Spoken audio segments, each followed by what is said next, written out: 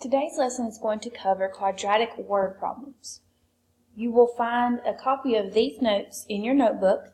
You need to complete these notes as you watch this video. You need to listen very carefully to everything I say in the video. And if you find that you need to pause it in order to write down everything I wrote down, then that's what you need to do. Alright, so example 1 says, an object is launched directly upward at 64 feet per second from a platform 80 feet high.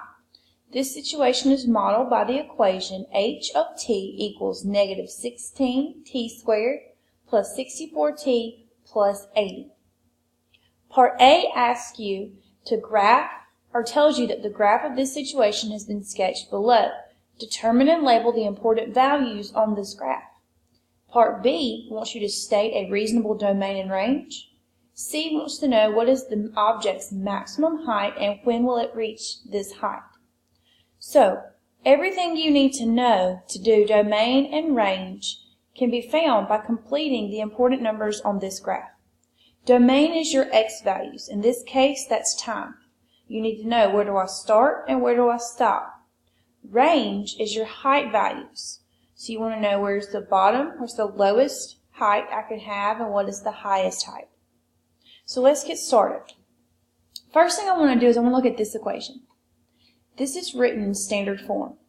And if you go back to your foldable on standard form, you know that the c, the constant, is the y-intercept.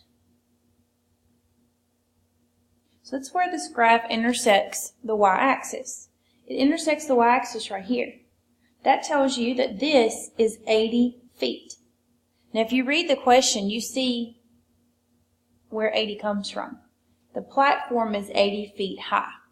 So someone is standing at on an 80-foot platform, launches some object, it goes up in the air, and it comes back down.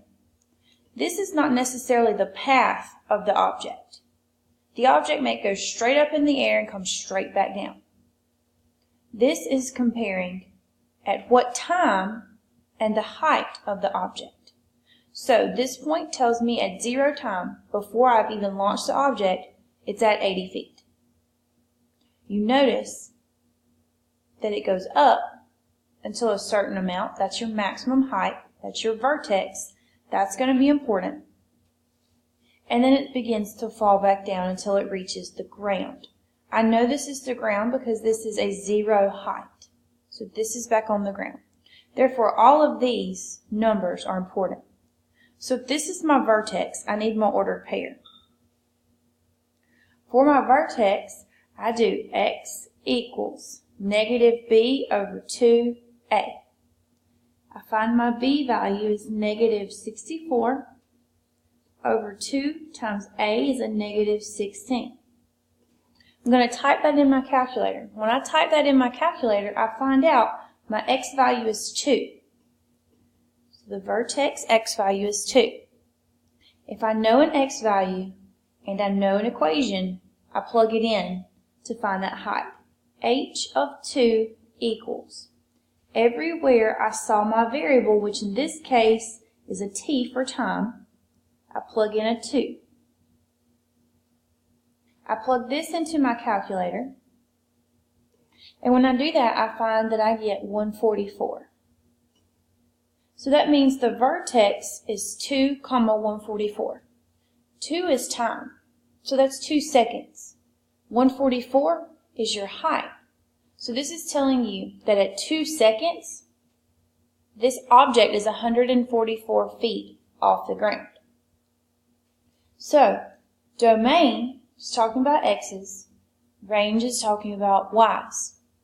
While we're thinking about vertex, we can go ahead and list out the reasonable range. I'm going to leave a spot for domain. Now, you'll notice that I said reasonable range. We know that if we were to just graph this function, I could have negatives. You will not have negative seconds, nor will you have negative time, because this is a real-life situation. We have to give a reasonable domain, a reasonable range, based on our equation, or our situation. So, range. What is the lowest height that your object could be? That's 0. What is the highest it could be? 144. and anywhere in between. Therefore, it is trapped. Your object can be 0 feet. I trap the y because y is range, up to 144. We always use less thans, but in this case it's or equal to, because my object can be exactly 0 feet on the ground, and my object can be exactly 144 feet from the ground. Alright? So domain. For domain I need to know x's. Well, what is the lowest amount of time I could have? That's 0. Because I haven't launched this yet, I'm still waiting. So I know I'm going to start at 0. And then I can go to this point because there's no graph after that. But you have to be able to find this point. In order to find this point, which is an x-intercept, also known as a root, a solution, and a 0, you have to solve. You can solve using factoring. You can solve by completing the square, taking the square root if that was available, which in this case it is not. Or you can use the quadratic formula. I choose to use the quadratic formula. So into my quadratic formula, x equals negative b plus or minus the square root b squared minus 4ac all over 2a. I pick those values out from my equation. B is 64. A is a negative 16. Yes, it matters if you get the negative there. And then C is an 80. So what do? I plug this into my calculator. I do the positive, do plus first. And when I do negative 64 plus all this, I get a negative 1. When I do minus, I get 5. Well, let's think about what this is talking about. Time is seconds. You're saying negative 1 seconds. Can you have negative 1 seconds? And the answer to that is no. You cannot have, you do not use this because you can't have negative seconds or negative time. Now, positive 5 seconds. So this is saying that you launch the object, it goes up in the air, and it takes 5 seconds to reach the ground. This is reasonable. This is this x-intercept. So now you're ready to write the domain. Well, what's the lowest x value? The lowest value you could have is 0 seconds. Anything in between here has a value because that ball is still, or that object, may not be a ball, is still up in the air until you hit 5 seconds. Now why doesn't it go past 5 seconds? Because it's back on the ground. So you trap your x between 0 and 5 seconds. You use less than because you always do when you're trapped, and you use or equal to because 0 and 5 are included here. C says, what is the object's maximum height and when will it reach this height? Well, hopefully you know maximum is your vertex. What is the maximum height? Well, the height is 144 feet. And when does that happen? 2 seconds after the launch. So, max height is 144 feet and 2 seconds after the launch. And that's your example 1. For example 2, you can see I've already set up the graph. This is talking about a bookkeeper's hives are making honey at a constant rate, yet the price of honey is going steadily down. Let T equal time in days from the start of the honey season, and the profit from the honey sales as a function of time is given by P of T, so profit is P, T is time, equals negative 17T squared plus 2040T plus 121. Now before I start calculating everything we did in example 1, I always check to see what the question says. If all I need to know is what the maximum and when does that happen, I don't need my intercept, so I wouldn't have to do quadratic formula. But in this case, I need domain and range, and part C asks me about a maximum profit, so I need all of those. First thing I do is I find out what is my starting point. What can I learn from the equation? From the equation, I see my y-intercept. That means this starts at $121. So 0 days on the day that the season has not even started yet, this beekeeper's at $121. Now you know you want to know your maximum your maximum profit. So in order to do that, you do x equals negative b over 2a. You plug in your b, which is 2040. You plug in your a, which is negative 17, and you will get out 60. That's an x, 60 days. To find the profit, you plug it into the formula.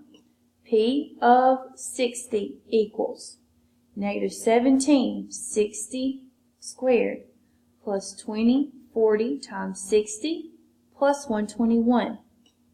Now I plug this into my calculator for us.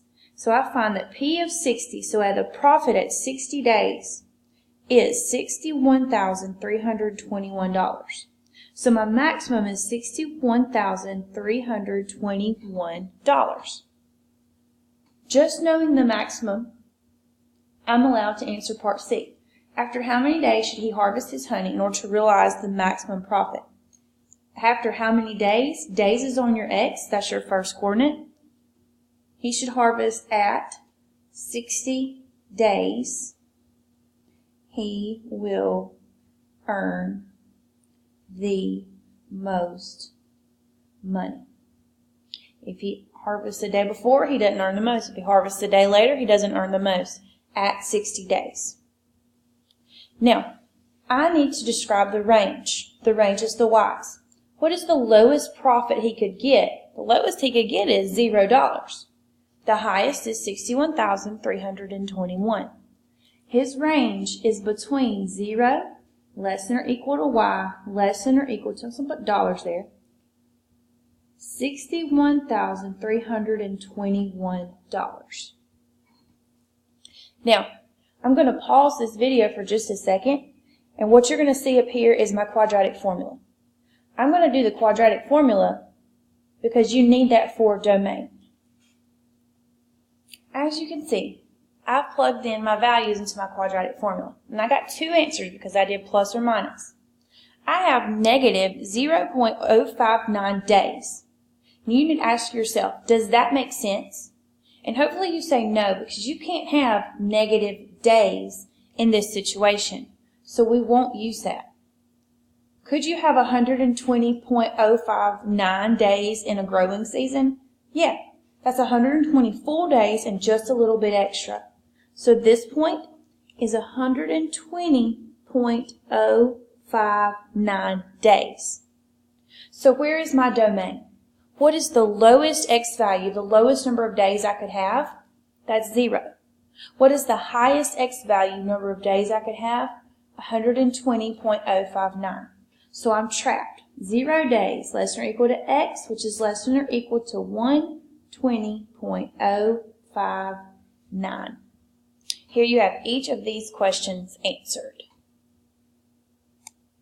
What I want you to do now is I want you to try example 3.